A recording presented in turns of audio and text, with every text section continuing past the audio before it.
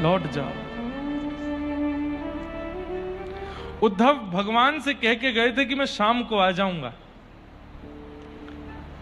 ठाकुर जी छत पर खड़े होकर के वृंदावन की ओर देख रहे हैं और बार बार कभी इधर जाते उद्धव आ रहा होगा, उद्धव आ रहा होगा। शाम से रात हो गई, रात से फिर सुबह हो गई, उद्धव नहीं आए। ठाकुर जी जल्दी से स्नान करके तैयार होकर फिर से छत पे आके खड़े हो गए, उद्धव आ रहा होगा। नीचे द्वारपाल से कहते हैं देखना वृंदावन के मार्ग पर देखो कोई रथ दिख रहा है क्या? नहीं नहीं ठाकुर जी कोई रथ नहीं है। ठाकुर जी बोले उद्धव कहां रह गया? 1 दिन 2 दिन 3 दिन 4 दिन नहीं बंधुओं 6 महीने निकल गए, उद्धव नहीं आए। और ठाकुर जी रोज छत पर जाते हैं वृंदावन की ओर, देखते हैं मेरा उद्धव कहां चला गया, शाम तक की कह के गया था, अभी तक आया क्यों नहीं? और 6 महीने बाद दिखता है ये लंबी दाढ़ी, बड़े बड़े जटा जैसे केश और बाहु विह्वल नेत्रों से अविरल अश्रुधार गिर रही है। बृहस्पति का शिष्य उद्धव, जिसके सामने बड़े बड़े विद्वान नतमस्तक हो जाते हैं, वो रथ को छोड़ गिरता पड़ता और रोता बिलकता हुआ मथुरा आ रहा है। ठाकुर जी दौड़ करके गए और जाकर के उद्धव को हृदय से लगा, उद्धव क्या हुआ? उद्धव ये तेरी कैसी दशा हो गई, तू रो क्यों रहा है इतना? उद्धव चरण पकड़ के ठाकुर जी से कहता है मुझे केवल एक वस्तु दे दो, आप वापस वृंदावन चलो। ये द्वारिका का राज्य, मथुरा का राज्य, ये पूरे ब्रह्मांड को कोई और संभाल लेगा। नाथ आप ब्रजवासियों से दूर मत जाइए। यशोदा मैया, नंद बाबा, ब्रज की गोपियां, श्री राधा रानी, क्या बिगाड़ा उन सब ने आपका? कितना प्रेम दिया आपको, क्यों चले आए आप उनसे दूर? इस उद्धव की झोली भर दीजिए, मैं चला जाऊंगा द्वारिका, मैं आगे की लीला आप कहेंगे तो मैं सह लूंगा, आप वापस वृंदावन जाओ। नाथ आपके योग्य वृंदावन से उचित स्थान पूरी ब्रह्मांड में नहीं है। वैकुंठ छोड़ दीजिए, लक्ष्मी जी को मैं मना लूंगा, इस ब्रह्मांड का पालन कोई और कर लेगा, मैं ब्रह्मा शिव से बात कर लूंगा, हम एक नए विधाता की रचना कर देंगे, नए भगवान की रचना कर देंगे, आप वापस वृंदावन चले जाओ, मत रहिए यहां। ठाकुर जी उठा करके उद्धव को हृदय से लगाते हैं, उद्धव मुझे बता तो वहां किसने क्या कहा? और जैसे जैसे उद्धव बात बता रहे हैं यशोदा मैया की, नंद बाबा की, सब गोपियों की, ग्वाल बालों की, ठाकुर जी की स्थिति सह नहीं पा रहे ठाकुर जी। और इच्छा तो हो रही है मैं अभी दौड़ करके चला जाऊं वृंदावन और फिर कभी ना आऊं वहां से। लेकिन परमात्मा का आविर्भाव इस संसार में सबके लिए होता है, जगत कल्याण के लिए होता है, मैं पक्षधर कैसे बनूं? नहीं गए ठाकुर जी, और बल्कि रण छोड़ करके द्वारिका चले गए, और दूर चले गए व्रज से, और वहां जाकर के लीलाएं की, ब्याह आदि किए, महाभारत का युद्ध आदि करा करके लीला पूरी करके ठाकुर जी प्रस्थान कर गए।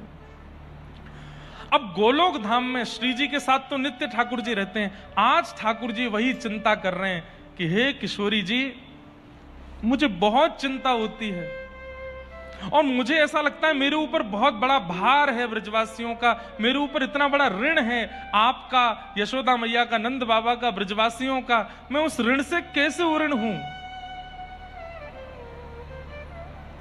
किशोरी जी बोली ये सब कैसा चिंतन कर रहे हैं आप, इसकी आवश्यकता नहीं है। अरे वो लीला थी, पूरी हो गई, अब लीला विश्राम के बाद आप गोलोक धाम में हैं ना। बोले गोलोक धाम में सब ब्रजवासी आपके आसपास हैं। बोले ये बात नहीं, मुझे पृथ्वी पर जो ऋण मेरा रह गया है उसको मुझे चुकाना है। मैंने बहुत रुलाया ब्रजवासियों को, मुझे उसको उसकी भरपाई करनी है।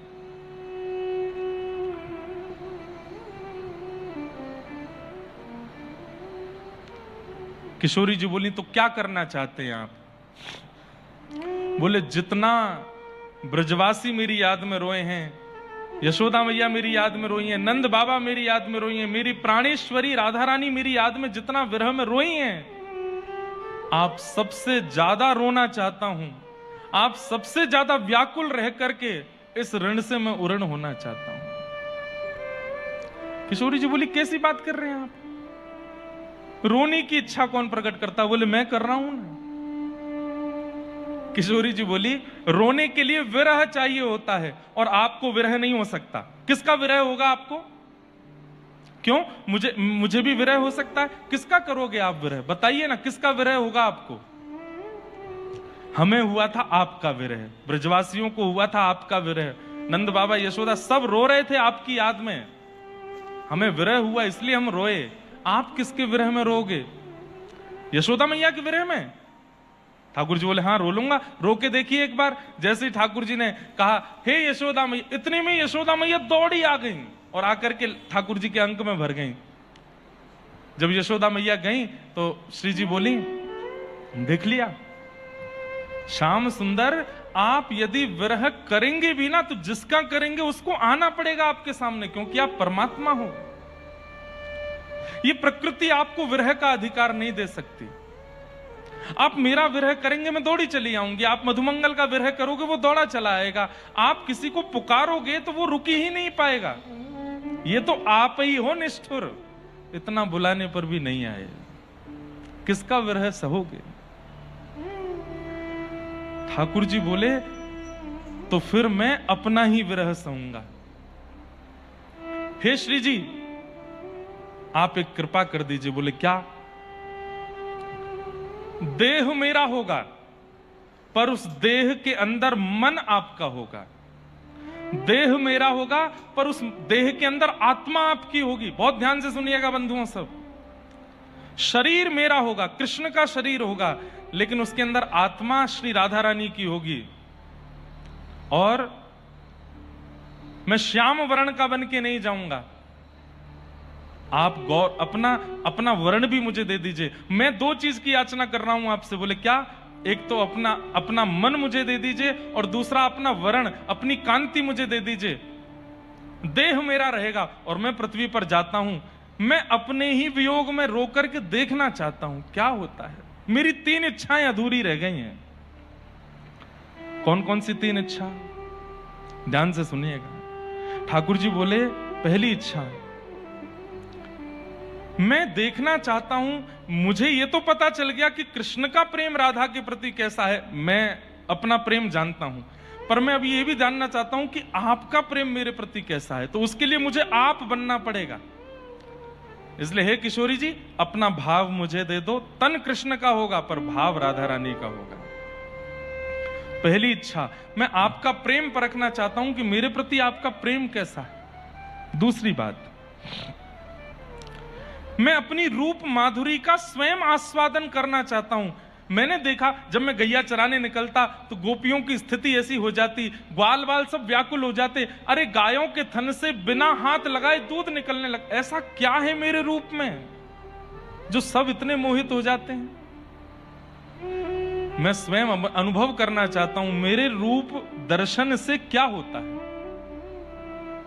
समझिएगा बंधुओं। और मेरी तीसरी इच्छा,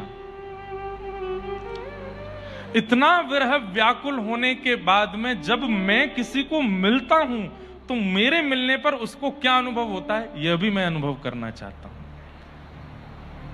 पहली इच्छा, मैं आपके हृदय को परखना चाहता हूं कि आपका प्रेम मेरे प्रति कितना है। दूसरी इच्छा, मैं अपने रूप का आस्वादन करना चाहता हूं। और तीसरी इच्छा, मेरी प्राप्ति होने पर किस सुख की अनुभूति होती, मैं उस सुख का अनुभव करना चाहता हूं। इसलिए हे किशोरी जी, तन मेरा, भाव और रंग आपका, ये 3 मिश्रण के साथ में पुनः अवतार लेने के लिए जा रहा हूं पृथ्वी पर। राधा कृष्ण मिलित अवतार होगा जहां तन कृष्ण का होगा और मन राधा का होगा। मैं देखना चाहता हूं कि मेरे विरह में व्याकुलता होती कैसी है। बंधुओं, इस भाव पर मैंने एक पद लिखा है, ध्यान से सुनिएगा। किशोरी जी से याचना कर रहे हैं ठाकुर जी। प्यारी मोहे अपनों ही कर लीजे, प्यारी मोहे अपनों ही कर, प्यारी मोहे अपनों ही कर लीजे। सब गाओ। अपनों ही कर लीजे, प्यारी मोहे अपनों भाव ही दीजे। प्यारी मोहे अपनों भाव। ठाकुर जी चरणों में बैठे हैं। बंधुओं, जब ठाकुर जी चरण पकड़ करके किशोरी जी से कह रहे हैं कि हे किशोरी जी, मैं जाऊंगा तो कृष्ण ही, पर मेरी आत्मा आपकी होगी, और मैं रो करके देखना चाहता हूं कि मेरी व्याकुलता होती कैसी है। ठाकुर जी, किशोरी जी व्यंग में हंसी और हंस करके क्या बोली पता है? सह नहीं पाओगे। क्यों? बोले मुझसे पूछिए ना। जब आपकी याद में विरह व्याकुलता होती थी, पूरे दिन प्रतीक्षा होती थी कि आप आओगे आओगे आओगे आओगे, और जैसे ही सूर्यास्त हो जाता था, रात्रि होती थी, आप नहीं आते थे, उस समय ऐसा लगता था कि शरीर के प्रत्येक रोम में हजारों बिच्छुओं ने डंक मार दिया हो, इतनी वेदना होती थी। कृष्ण, सह नहीं पाओगे? ठाकुर जी बोले मैं सब सहूंगा, मुझे सह करके देखना है कि मेरा विरह होता कैसा है, मेरी याद में तड़पन होती कैसी है, मुझे देखना है।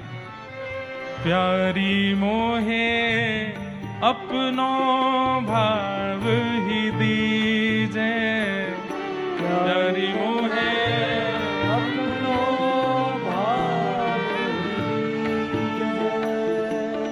हो, भाव दे के मोहे कांति हु दीजे।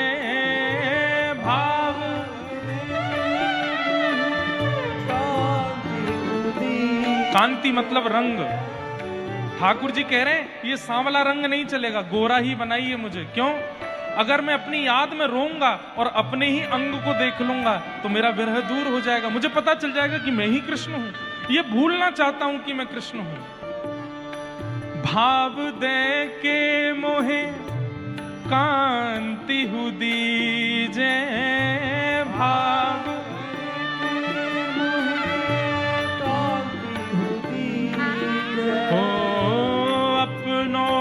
सो कर दीजे।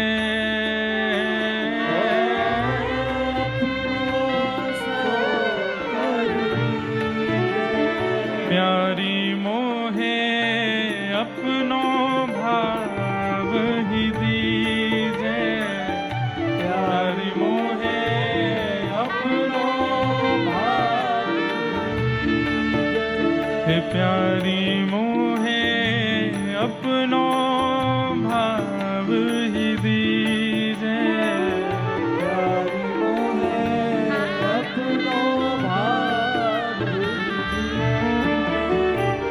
किशोरी जी मान नहीं रही हैं, कभी उठ के उधर चली जाती हैं, ठाकुर जी से पीछा छुड़ा के इधर चली जाती हैं, ठाकुर जी हर जगह पहुंच जाते हैं। मेरी बस एक बात मान लो, मुझे पृथ्वी पर जाने दो, आपके भाव में युक्त होकर जाने दो, मैं देखना चाहता हूं मैंने कितना विरह दिया सबको।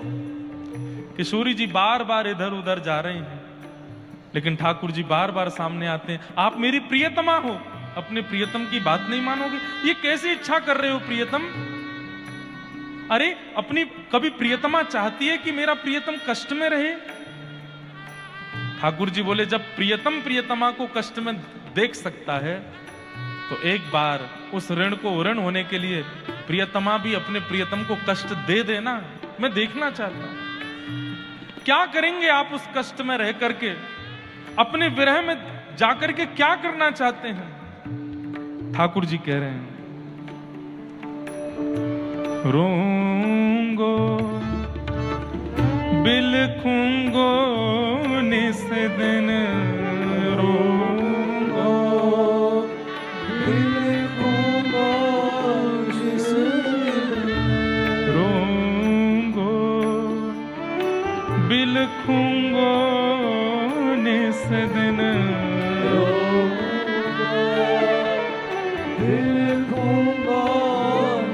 और श्री राधा कृष्ण रटूंगो, ओ राधा कृष्ण रटूंगो, श्री राधा कृष्ण रटूंगो,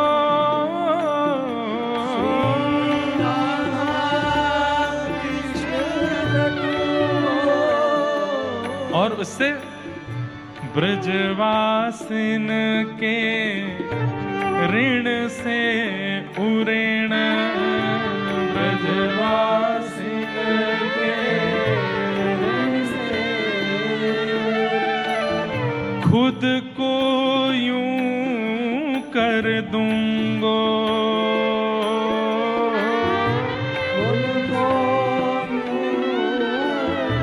ठाकुर जी कह रहे हैं रोऊंगो, मैं रोऊंगा, बिलखूंगा निस दिन, और बस घूमता फिरता राधा कृष्ण रटूंगा।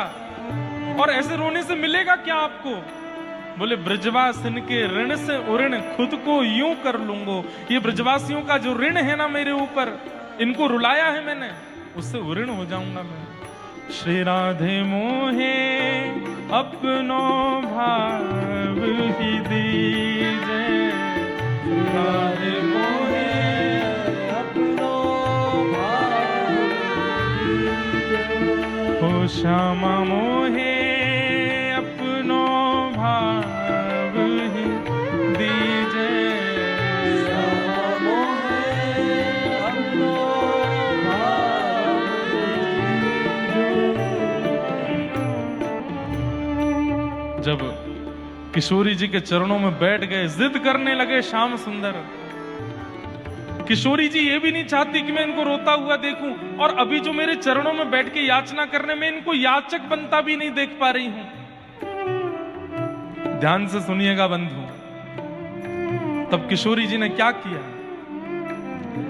निज कर कंठ की माला दीनी, निज कर कंठ की माला दीनी, निज कर कंठ की माला दीनी, निज कर कंठ की माला। और जैसे ही माला पहनाई है, किशोरी जी ने अपने कंठ की माला उतार करके जैसे ही श्याम सुंदर के अंग पर पहनाई है, तुरंत कृष्ण भाव अंतर ध्यान हो गया, और कृष्ण के चित्त में किशोरी जी का भाव प्रकट हो गया। भाव प्रकट कर दीनो, भाव प्रकट कर दीनो। और बंधुओं, जैसे ही ठाकुर जी को माला पहनाई, किशोरी जी का भाव चित्त में प्रकट हुआ। ठाकुर जी भूल गए कि मैं कृष्ण हूं। जैसे ही राधा भाव में प्रकट हुए, सामने देखा किशोरी जी हैं, इधर देखा कृष्ण कहाँ है, मेरे कृष्ण कहाँ है, मेरे प्रियतम कहाँ है, मेरे श्याम सुंदर कहाँ है। कभी दौड़ती हैं वन में, कृष्ण ही हैं पर राधा भाव में है। यमुना जी में कूद पड़ते हैं, किसी वन में जाते हैं, वृक्ष पर जाके ढूंढते हैं, मेरे कृष्ण कहाँ है, मेरे श्याम सुंदर कहाँ है। किशोरी जी संभाल रही हैं। मैं कह रही थी प्रियतम नहीं सह पाओगे, मेरे श्याम सुंदर देखे आपने, कहां चले गए, अभी तो यहीं बैठे थे। ठाकुर जी रो रहे हैं अपने विरह में। तभी किशोरी जी ने ठाकुर जी का अंग ठाकुर जी को दिखाया, अरे ये रहे कृष्ण। और जैसे ही अपने अंग की नील कांति देखी तो ठाकुर जी के नेत्रों के अश्रु सूख गए। श्यामाजू, ये आपने कहा कियो, मेरो अंग मुकु दिखा दियो, विरह तो नष्ट है गयो। ऐसा मत करो, आपने भाव दियो है, अंग की कांति भी अपनी दीजिए मुझको, क्योंकि जब जब ये शाम अंग मुकु दिखेगो, विरह नहीं कर पाऊंगा मैं। तब रोते हुए किशोरी जी, हाथ कांप रहे हैं, इच्छा नहीं है, लेकिन क्या करूं, श्याम सुंदर इतनी जिद पर अड़े हैं। तब शीश उठाए दई जब चूनर,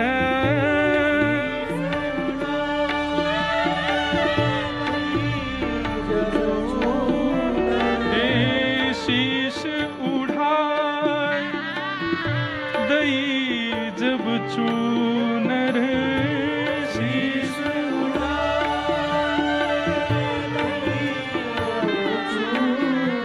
तब श्याम गौर कर दीनो, श्याम और अब पहले तो भाव आया था, लेकिन अंग की कांति देख करके भाव चला गया था। लेकिन जैसे ही किशोरी जी ने अपनी चुनरी उतार के ठाकुर जी को पहनाई तो श्याम वर्ण अंतर ध्यान हो गया, गौर वर्ण के ठाकुर जी हो गए। और अब जब विरह में आए हैं, मेरे श्याम सुंदर कहाँ हैं, मेरे प्रियतम कहाँ हैं, मेरे लाल जी कहाँ हैं, मेरे कन्हैया कहाँ हैं। किशोरी जी ठाकुर जी को समझा रही हैं, श्याम सुंदर आ जाएंगे। ठाकुर जी किशोरी जी से कह रहे हैं आ जाएंगे ना, कब आएंगे? किशोरी जी रोते हुए बोले परसों आएंगे, आज सो जा तू, परसों आएंगे श्याम सुंदर। शीश उठाए दई जब चूनर,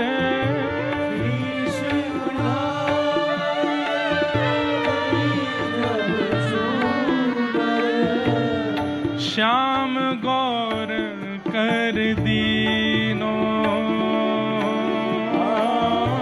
श्याम गौर कर दीनो। श्री राधे मोहे अपनो भाव दीजे, राधे मोहे अपनो भाव, श्री राधे मोहे अपनो भाव दीजे, राधे मोहे अपनो रोऊंगो बिलखूंगो निस दिन, रोऊंगो बिलखूंगो निस, और राधे श्याम रटूंगो, ओ राधे श्याम रटूंगो। श्री राधे मोहे अपनो ही कर लीजो, श्री राधे मोहे अपनो ही कर दीजो, श्री राधे मोहे अपनो भाव दीजो, श्री राधे मोहे अपनो भाव।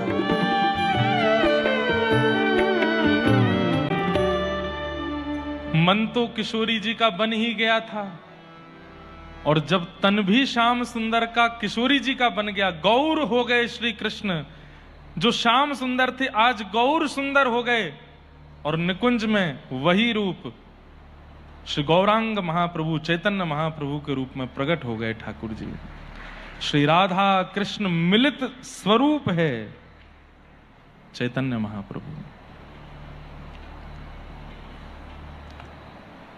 ठाकुर जी ने उस स्वरूप को अंतर ध्यान कर दिया, पुनः श्याम सुंदर बन गए और हंसने लगे। किशोरी जी बोली मैं मना कर रही हूं मत करिए, वो नहीं, अब बस ये माला और चुनरी मिल गई है, अब बस समय की प्रतीक्षा है। जिस समय लगेगा कि पृथ्वी पर अब जाना है मुझे, मैं ये माला चुनरी धारण करके गौर श्याम बन करके जाऊंगा पृथ्वी पर और रोऊंगा। किशोरी जी ढूंढती हैं रोज, कहां रख दी है माला, कहां रख दी है चुनरी, मैं उसको कहीं छिपा दूं, लेकिन श्याम सुंदर ने ऐसी जगह छिपा के रखा किशोरी जी को मिला ही नहीं।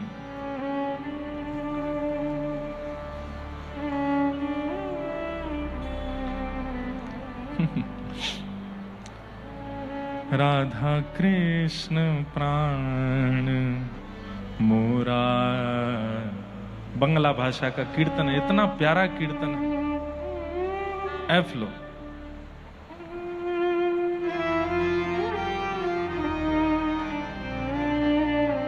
कभी कभी मन होता है कि श्री पांडुरंग विठल भगवान ने पुरंदर दास को एक नियम दिया था। जब पुरंदर दास सब छोड़ करके पांडुरंग भगवान के चरणों में आए तो बोले कि नाथ आप मेरी दुकान पर आकर के खड़े रहे और मैं आपको प्रतीक्षा करवाई, मुझे बहुत विरह होता है, मैंने ठाकुर जी को इतनी प्रतीक्षा, मुझे इसका दंड दीजिए। पांडुरंग भगवान बोले कोई दंड नहीं है। बोले नहीं हे विट्ठल मुझे दंड दीजिए। तो विट्ठल भगवान ने एक दंड दिया था पुरंदर दास को। क्या? भारत में जितनी भाषाएं हैं सब भाषाओं में मेरा कीर्तन करो, यही मेरा दंड है तुमको।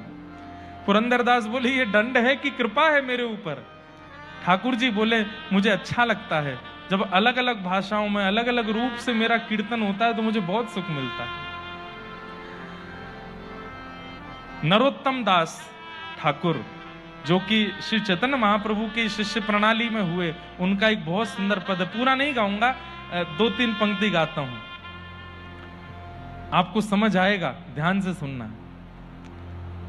राधा कृष्ण प्राण मोरा युगल किशोर, राधा कृष्ण प्राण मोरा युगल किशोर, राधा कृष्ण प्राण मोरा युगल किशोर, राधा कृष्ण प्राण मोरा युगल किशोर। जीवने मरणे गति नहीं कछु मोह,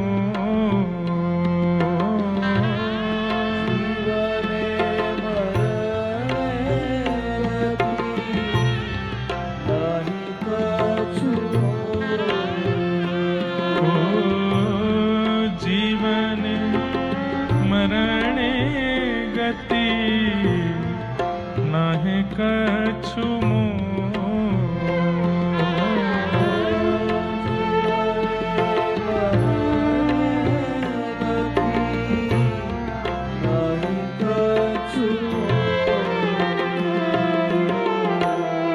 राधा कृष्ण प्राण मोरा युगल किशोर,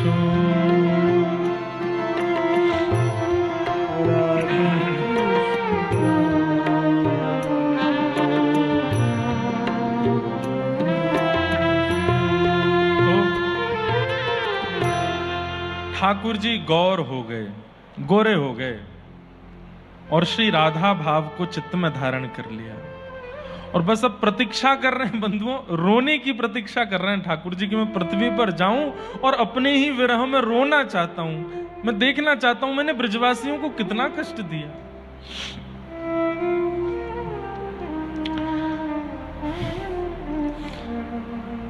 कभी कभी मन में भाव आता है कि जगन्नाथपुरी में ठाकुर जी पिघले हुए हैं, आंखें पिघल गई, नाक पिघल गई, मुख पिघल गया, ऐसे भुजा पसार के खड़े थे ठाकुर जी की, कोई ब्रजवासियों को ले आओ मेरे हृदय से लगा दो, तो भुजा पिघल गई। जगन्नाथ का रूप प्रेम विगलित स्वरूप है, वो कितना प्रेम करते हैं, इतना कोई प्रेम कर सकता है क्या संसार में? कोई नहीं। इसलिए सूरदास जी कहते हैं बिन गोपाल को नहीं अपनो जासों कीरत रही हैं। अरे संसार के लोगों से प्रेम करके अपना समय व्यर्थ कर रहे हैं हम, संसार के लोगों में अपना इन्वेस्टमेंट करके अपना समय भी बर्बाद कर रहे हैं, अपने भावों को भी नष्ट कर रहे हैं, और फिर सामने से जब हृदय तोड़ दिया जाता है तो बिखर और जाते हैं, फिर वो प्रेम करने लायक रह नहीं पाते हम। करिए ही मत ना उनसे, उनसे करो जो कभी हृदय तोड़ते नहीं, और वो केवल श्याम सुंदर है। ब्रजवासियों का हृदय तोड़ा नहीं था ठाकुर जी, मजबूरी में गए हैं ब्रज से। अगर ठाकुर जी केवल ब्रज में रह गए होते ना तो कलिकाल जितना भयानक आज है 2000 साल पहले इतना भयानक हो चुका होता। क्यों? ये बहुत कुछ जो बचा हुआ है ये महाभारत युद्ध के मध्य में जो गीता का ज्ञान ठाकुर जी ने दिया उससे बचा है कि आज अभी भी कलिकाल में इतनी घनघोर परिस्थिति नहीं आई है। क्यों? क्योंकि लोग गीता का आश्रय लेते हैं, ठाकुर जी की उस मधुर ज्ञान की वाणी को सुनकर के अपना जीवन संभाल रहे हैं। आप लोग कहेंगे वो गीता का ज्ञान ब्रज में भी दे सकते थे ना, व्रज प्रेम की नगरी है, वहां ज्ञान प्रकट नहीं होता। वहां ज्ञान देते भी ना ठाकुर जी तो मधुमंगल श्रीदामा ठाकुर जी तो कहते चल हमें बावड़ो मत बनावे, खड़ो है करके बोल लो ये यथामाम प्रपद्यन्ते तामस तथैव भजाम, चल बन जा घोड़ा, तू पर सवारी करेंगे हम। ये ब्रजवासी प्रेम की भूमि है, प्रेमी है सारे ब्रजवासी, इनके सामने ज्ञान क्या दूंगा मैं। और दूसरी बात ठाकुर जी ने मन में विचार किया कि जो व्रज का प्रेम है इसका अधिकार सबको नहीं होगा, कालांतर में लोग तर्क कुतर्क वितर्क वाले होंगे, उनके लिए मुझे ज्ञान देना पड़ेगा और उसके लिए व्रज का त्याग करना आवश्यक है। इसलिए ठाकुर जी मथुरा गए, द्वारिका गए, ऐश्वर्य लीला की और वहां महाभारत युद्ध करा करके ऐसा अद्भुत ज्ञान दिया। ठाकुर जी भले ही स्वयं विरह में थे। और एक बात बोलूं, एक बात बहुत ध्यान से सुनिएगा, व्यक्ति के मुख से शब्द ऐसे निकले जिससे सामने वाला झंकृत हो जाए, झकझोर जाए, समझ जाना जो बोल रहा है ना वो विरह में है। गीता ने कितनों को झकझोर दिया, क्यों? क्योंकि कृष्ण विरह में है, ब्रजवासियों को छोड़ करके आए। लेकिन आज ठाकुर जी भरपाई करना चाहते हैं, वापस ब्रज जाना चाहते हैं। तो गौर हो गए। माधवेंद्रपुरी दास नामक एक महात्मा हुए। अब ध्यान से सुनिए कैसे पृथ्वी पर आए श्रीमन चैतन्य महाप्रभु। माधवेंद्रपुरी दास, उनके एक शिष्य थे, उनका नाम था अद्वैताचार्य। और अद्वैताचार्य को मानसी भाव में यह बात पता चल चुकी थी कि श्री ठाकुर जी पुनः अवतार लेने वाले हैं कलिकाल में गौर श्याम के रूप में, गोरे श्याम सुंदर बन के आने वाले। और अद्वैताचार्य को जब से ये बात पता, श्री अद्वैताचार्य जी को जब से ये बात पता चली कि ठाकुर जी आने वाले हैं तो वो प्रतीक्षा करने लगे, कब आएंगे कब आएंगे। तो उन्होंने अपने आचार्य चरणों से पूछा मैं ऐसा क्या करूं कि ठाकुर जी बहुत देर ना लगाएं आने में, जल्दी आ जाएं। तो उन्होंने वेद वेदांतों में जो नियम बताए गए सब पढ़े, तब जाकर उन्होंने एक नियम ले लिया, 1 लाख तुलसी रोज चढ़ाते थे शालिग्राम भगवान पर। और 1 लाख तुलसी शालिग्राम भगवान पर चढ़ा करके उन तुलसियों को मायापुर में गंगा जी बहती हैं, उन गंगा जी में अर्पित करते एक एक तुलसी, और क्या कहते, हे गंगा मैया मेरी तुलसी लेकर के आप समुद्र देवता के पास जाना, और फिर समुद्र देवता से कहना कि समुद्र देवता इन तुलसियों को लेकर क्षीर सागर के पास जाएंगे, और क्षीर सागर में भगवान नारायण पौड़े हैं, और उनको जाकर के इन तुलसियों में मैंने कुछ लिख करके भेजा है, वो उनको बता देना, उनको कह देना अद्वैताचार्य उनकी प्रतीक्षा कर रहा है, वो कब आएंगे, वो गौर श्याम बन के आने वाले हैं, कब आएंगे। रोज 1 लाख तुलसी इसी भाव से चढ़ाते थे, गंगा जी से सागर में, सागर से क्षीर सागर में, क्षीर सागर से नारायण के चरणों में मेरी बात पहुंचेगी। कहते हैं कि अद्वैताचार्य कभी कभी इतने विरह व्याकुल होते थे कि वेदना में जब चिल्लाते थे कि हे श्याम सुंदर कब आएंगे आप, और रोने लगते थे, बिलखने लगते थे, तो गोलोक धाम में प्रिया प्रियतम जिस सिंहासन पर बैठे होते थे वो सिंहासन हिलने लगता था। तब प्रिया जी कहती, किशोरी जी श्याम सुंदर पृथ्वी पे भूकंप आवे ये तो हमने सुनी है, जे गोलोक धाम में भूकंप कब ते आने लगे, ये हमारो सिंहासन का ही कोई हिल्लो है। तब ठाकुर जी हंस के बोलते, मेरो एक परम भक्त अद्वैताचार्य पुकार रहा है, वाकू पता चल गई है कि मैं गौर श्याम बन के आवे वारो हूं, तो बस प्रतीक्षा कर रहा है कि कब आओगे कब आओगे कब आओगे। तीव्र वेदना से पुकार रहे हैं। सोचिए बंधुओं, इससे क्या पता चली, जब व्यक्ति विरह व्याकुल होकर के कृष्ण कृष्ण कृष्ण गाता है ना, वो भले ही कितना भी नाम जप करे, कितनी भी तीव्र आवाज में ठाकुर जी को बुलावे, लेकिन जब अश्रुओं के साथ पुकारता है ना, तो गोलोक धाम में भूकंप आता है। ठाकुर जी सोचते हैं कौन बुला रहा है, और ये पुकार जब अश्रुओं के साथ होती है तो ही ठाकुर जी को पता चलता है। सूखे नेत्रों से पुकार पर ठाकुर जी को पता नहीं चलता। हमारे यहां तो ऐसा नियम बताया गया कि प्रेमी भक्तों को सूखे नेत्रों से ठाकुर जी को देखना ही नहीं चाहिए, गीले नेत्रों। इसलिए जगन्नाथपुरी जब आप जाओगे ना, तो वहां के जितने भी पंडा पुजारी हैं वो मंदिर में घुसने से पहले यहां कपूर लगा देते हैं। क्यों? बोले इतने निष्ठुर जीव हो कि तुम्हारी आंखें सजल तो होंगी नहीं ठाकुर जी को देख के, तो कपूर ही लगा जाओ ताकि गीले हो जाए नेत्र, तो देखना ठाकुर जी को। तो यहाँ ऐसे कपूर लगा देते हैं जगन्नाथपुरी में। और भी कई भाव हैं उसके, ठाकुर जी की आरती का प्रसाद कपूर होता है तो उसको प्रसाद रूप में लगाते हैं। पर मैंने ये भाव लगाया इसका कि ये इसलिए कपूर लगाते हैं कि हम आप सबके नेत्र सजल तो होते नहीं जगन्नाथ जी को देख के, तो इसलिए पुजारी जी लगाते हैं चलो आर्टिफिशियल आंसू ही लेके जाओ, लेकिन गीले नेत्रों से तो जाओ भीतर, सूखे नेत्रों से मत जाओ।